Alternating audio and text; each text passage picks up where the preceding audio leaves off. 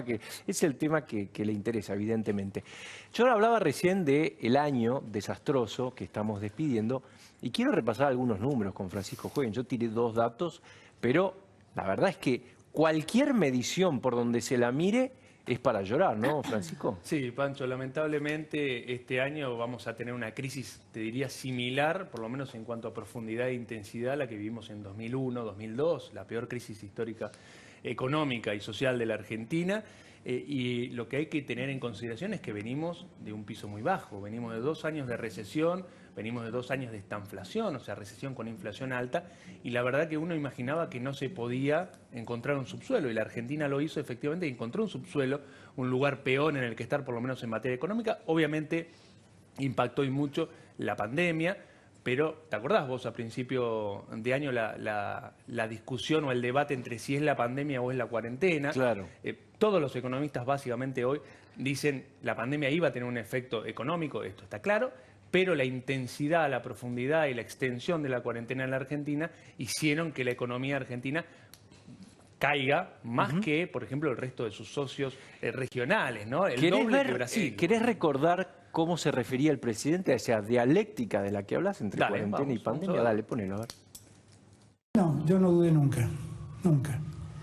Pues yo prefiero tener 10 millones, 10% más de pobres y no 100.000 muertos en Argentina.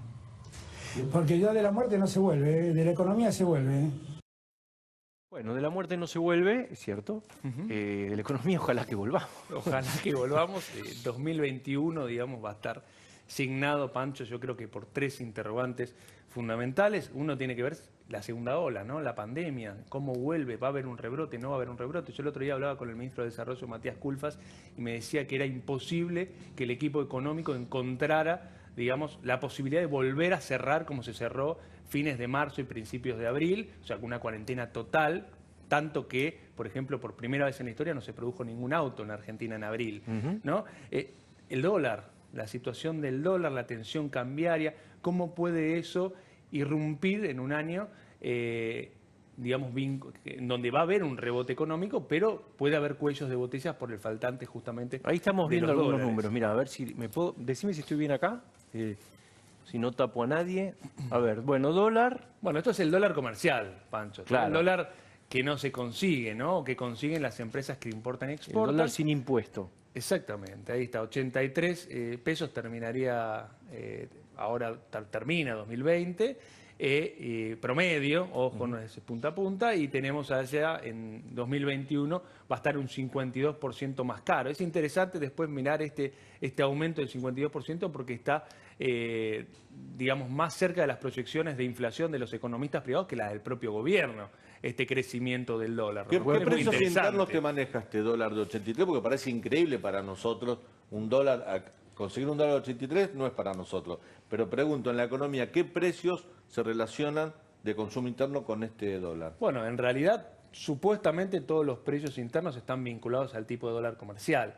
Pero, obviamente, esto es la Argentina. Te va presionando el blue, claro, te va presionando y hay, digamos, temores o efectos de expectativas de devaluación y consecuente actitud de remarcación de los precios y de reposición de productos que hacen que algunos adelanten aumentos de precios. No todos, ¿no? Obviamente. Esta es la situación con el dólar. Obviamente vamos a seguir teniendo, esto lo decía recién, brecha cambiaria y eso va a seguir presionando. Pero tenemos otros números también para ver, Pacho, aparte del dólar. Por ejemplo, lo que tiene que ver con el PBI. Vamos a ver. PBI. Primero, inflación. Ahí está, PBI.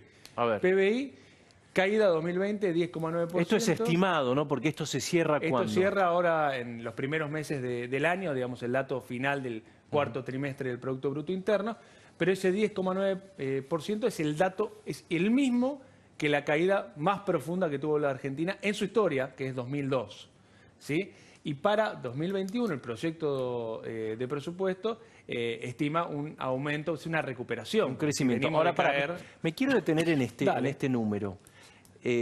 Brasil se supone que va a caer alrededor de la mitad. Sí, o menos. O menos de la mitad. Sí, o sea, la Argentina en la región, digamos, va a caer más o menos, va a estar entre los 3 o 4 primeros con mayores caídas, ¿no? Ahí está Panamá, Perú, Venezuela, obviamente, y después está en ese pelotón la Argentina. Pero- O sea, uno de los que mayores caídas va a tener en el año, y esto obviamente está vinculado a la decisión de en un trimestre no tener oferta, digamos, no trabajar, no producir, no generar nada, ¿no? Que genera Ahora te una quiero hablar crisis de la oferta y inversión. después tenés Perdón, una crisis lo importante de es demanda. la rapidez de esa caída, o sea, cómo está concentrada en el tiempo, porque nosotros tuvimos caídas fuertes del PBI en la crisis del 2001, pero una caída distribuida. Lo que pasa acá es algo similar a lo que pasó en la Primera Guerra Mundial de 1914, donde hubo una caída, donde fue una crisis muy traumática, no tanto porque haya quedado en la memoria, sino porque la caída se condensó en muy poco tiempo. Es decir, la caída del PBI fue muy rápida. Esta caída es incluso más condensada que la de la Primera Guerra Mundial, que había sido muy traumática. Ya que vas a esa época, Sí. estuve viendo los números de inversión de la Argentina. Se supone que va a terminar en el año alrededor de 11,5% del PBI. Es el nivel de 1942 a precios corrientes. Otra Argentina, obviamente. Bueno, lo que quiero decir es que, porque eso supera no, al revés, está peor que el 2002, que el 89 con la hiper, es decir, hacia adelante viene una incógnita muy Sí, complicada. Más que por la situación de caída, también por las señales económicas que da el gobierno, ¿no, Pancho? Obviamente, porque si vos tenés señales, recién lo contaba Capi, donde lo institucional Claro. está en juego, la seguridad jurídica está en juego, y no nos olvidamos, pero tuvimos Vicentín, ¿no? Sí, sí, intención de discutir la expropiar propiedad empresa privada está privada.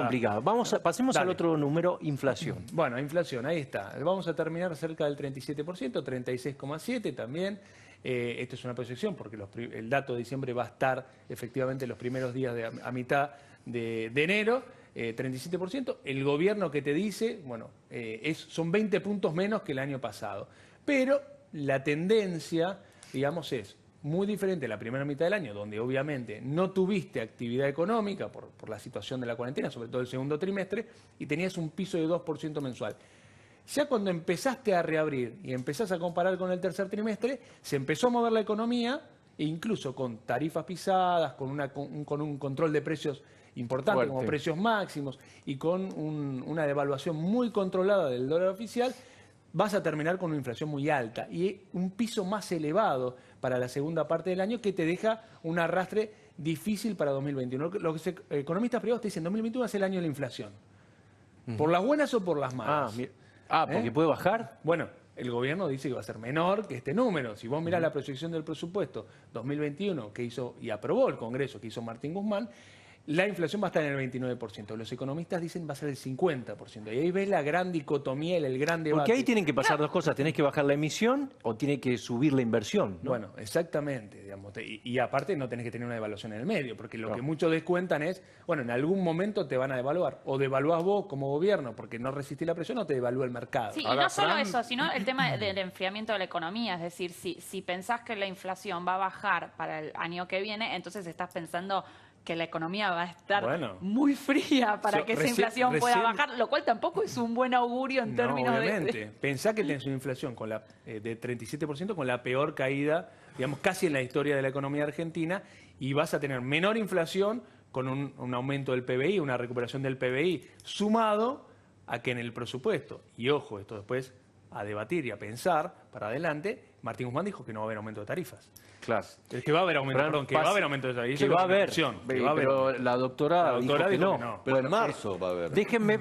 Claro, pero bueno, vamos a ver. Eso quiero verlo en un año electoral, es difícil. El kirchnerismo en general, el año electoral. Olvidémonos de eso. Yo coincido un poco con Beto en eso. Pasemos al dato del que hablaba el presidente, que era el de pobreza, y es el que yo un poco mencionaba al Dale. principio.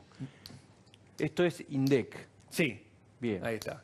Esto es para ver un poco también cómo fue moviéndose. Sí, la pobreza en la Argentina, por ingresos, la que mide el INDEC, estuvo un poco por abajo del 47%, porque en rigor el INDEC te mide el semestre. Pero Claro. si vos agarrabas solamente el segundo trimestre, que fue el de mayor caída en la historia de la Argentina, caída de 26% interanual, muy, muy grande, nunca vista, digamos, obviamente los ingresos se fueron al demonio, la inflación estaba todavía alta, el impacto automático fue un aumento de la pobreza en el segundo trimestre del año que llegó al 47%. Pero Y ahí esto es está segundo trimestre, que fue el peor de todos. el peor de todos. Claro. Cuando miramos el tercer trimestre todavía seguís alto, digamos, porque estás en un 44% según datos de la UCA. El dato del INDEC todavía no está. Pero más o menos es por acá. 44,2, claro, 44,2% sigue siendo un dato obviamente muy preocupante en la Argentina con... obviamente, 4 de cada 10 personas en la pobreza, y vos hablabas bien de la infancia. Obviamente, tenés un tema de pobreza estructural en la Argentina. Si vos mirás los datos para atrás, hay 45%, 50%, y ahora más del 60% de los chicos menores de 19 años que están en la un dato pobreza. que yo decía al principio, ¿no? Si vos acá estás excluyendo un tipo porque recibe planes, ese tipo igual está en la pobreza. Pero por supuesto, Bueno, pero por supuesto. Por eso digo que era arriba del Y 53. ni hablar si medís, perdón Pacho, si medís, esto es pobreza por ingreso, pero si medís multidimensional, que tiene que ver con acceso a la salud, acceso a la cloaca, trabajo en blanco, educación y demás, la pobreza argentina sube mucho más. Vamos al otro dato inquietante hacia adelante, que es el tema de desempleo. A ver Sí. cómo estamos. Bueno, esto es dato del tercer trimestre, todavía no está el cierre del año. Son 2,2 millones de desocupados, el 11,7% del desempleo, subió 2 puntos si uno lo miraba, comparaba ese tercer trimestre con el tercer trimestre del año pasado, que era 9,7%. Pero lo interesante, Pancho, que también se dio en este dato, porque por lo anormal de la situación del año, es que uno no mira el dato de desempleo, sino que mirás el dato de caída de la tasa de empleo, o sea, Claro. las personas que están ocupadas. ¿Por qué?